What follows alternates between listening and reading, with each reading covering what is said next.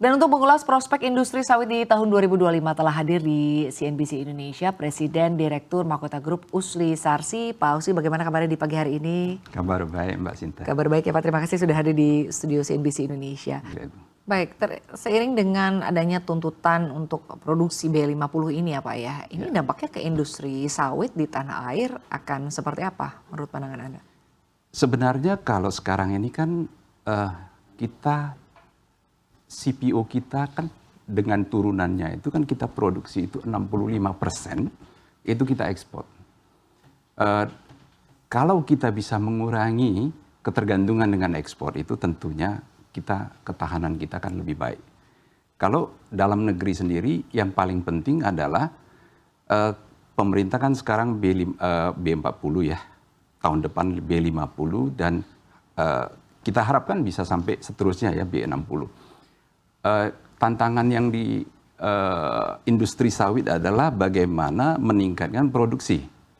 Itu yang penting. Kalau kita lihat produksi kita sekarang ini sekitar 47 juta ton per tahun, bagaimana kita meningkatkan sampai bisa seiring dengan penerapan biodiesel B50 dan seterusnya, itu kan produksi kita itu harus naik. Bagaimana caranya? Sebenarnya jarang dibicarakan adalah bagaimana meningkatkan produksi dengan yang paling penting adalah kesuburan tanah kita. Ini yang jarang dibicarakan. Karena sekarang ini kan bukan hanya perkebunan, tapi pertanian juga ya, ketahanan pangan kita itu harus dijawab dengan pemakaian pupuk organik, pupuk kompos.